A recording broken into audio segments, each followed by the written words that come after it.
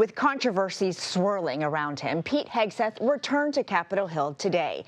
President-elect Trump's pick for defense secretary met with Republican senators 2 days in a row.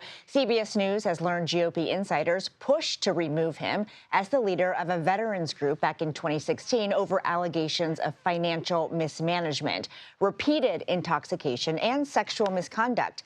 Hegseth's attorney has denied all allegations against his client. We're going to meet with every senator that wants to meet with us across the board, and we welcome their advice as we go through the advice in council. Meanwhile, the Trump transition team has entered into a memorandum of understanding with the Department of Justice. That means it can submit names for background checks and security clearances. Nikole, Killion, and James LaPorta are following all of this for us, but we'll start with Nikole on Capitol Hill. Nikole, great to see you.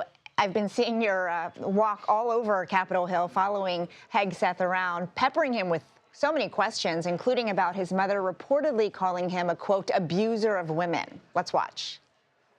What is your message to senators while you're here? I welcome their advice, and it's always great to have an opportunity to talk to them about how they want to make sure our military is strong and ready. What makes you qualified to be defense secretary, sir? Go up the stairs, guys. Go up the stairs. Excuse us. Can you describe the relationship with your mother? I love my mother, and I love the men that I served with in combat. Oh, Nikole, Hegseth is obviously very selective about what questions he wants to answer from you. What do you make of what you're hearing from him?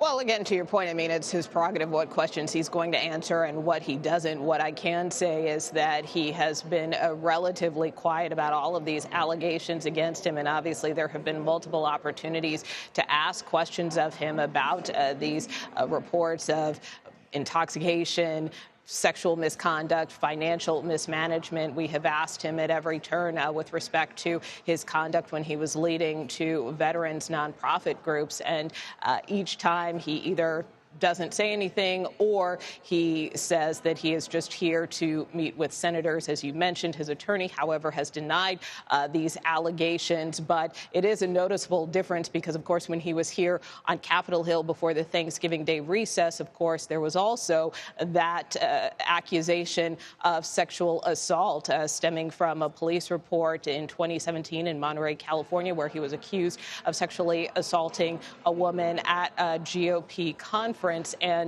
or a Republican women's conference, I should say. And, you know, when I asked him explicitly about that, he was very clear to say, well, that's been fully investigated and I have been cleared of any wrongdoing. But again, with respect to these newer allegations, he has not said as much.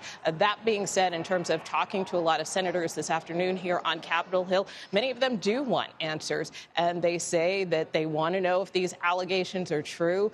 They believe that this confirmation process may tease some of that out. I asked Hegseth, you know, what he says to lawmakers who may be concerned, but again, he did not respond to our questions. Our colleague Ed O'Keefe reports that at least 4 Republican senators would likely withhold support for Hegseth if a vote were held today. We heard from some Republican senators today about his chances of making it through a confirmation. Let's listen. Some of these articles are very disturbing. He, obviously has a chance to defend himself here, but, some of this stuff is going to be difficult. I would just urge my Republican colleagues who are very worried. I know a number of them are expressing public concern. It's fine. But I would just urge them before they make up their minds, let him have his hearing and listen to him under oath. I mean, let's go through the process here and give him a shot to answer this and more. Trump's initial pick for Attorney General Matt Gaetz, now a former congressman, withdrew after he faced similar controversies. Do you think that impacts Hegseth's chances at all? Because perhaps Republicans don't want to sink another one of Trump's picks? Well, again, I think we'll have to see kind of where the vote count stands. Obviously, if it's 4, that's kind of right on the cusp of potentially jeopardizing his nomination. But again, with Republicans expected to be in the majority next cycle, there is the possibility that, Republicans can afford to lose some votes. And certainly Republican leaders have made that clear.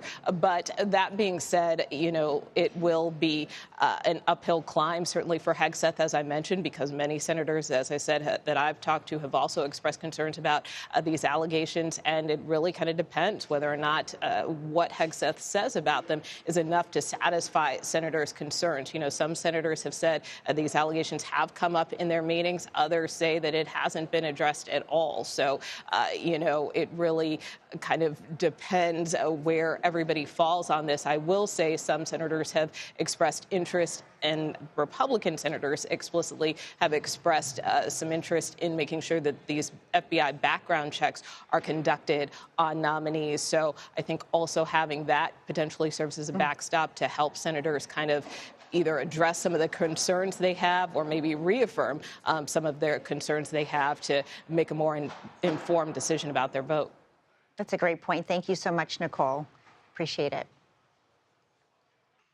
Let's bring in now James LaPorta. He is a verification producer for our CBS News Confirmed team.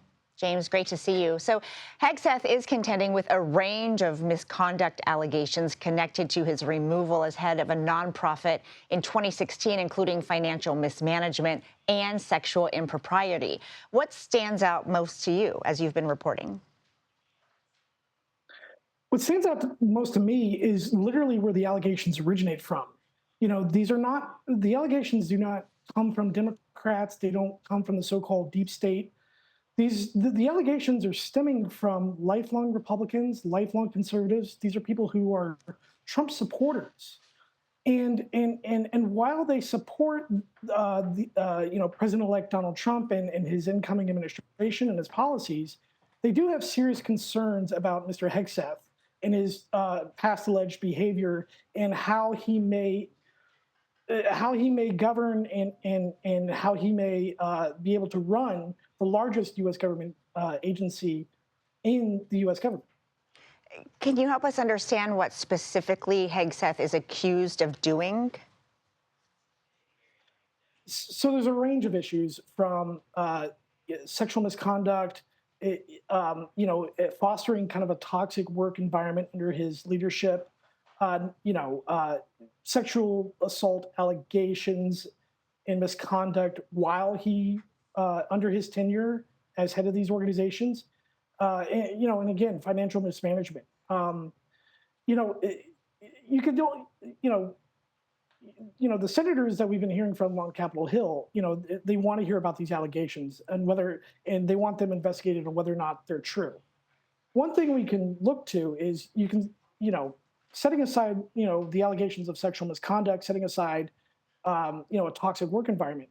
You can look at the financial mismanagement, which we have here at CBS News.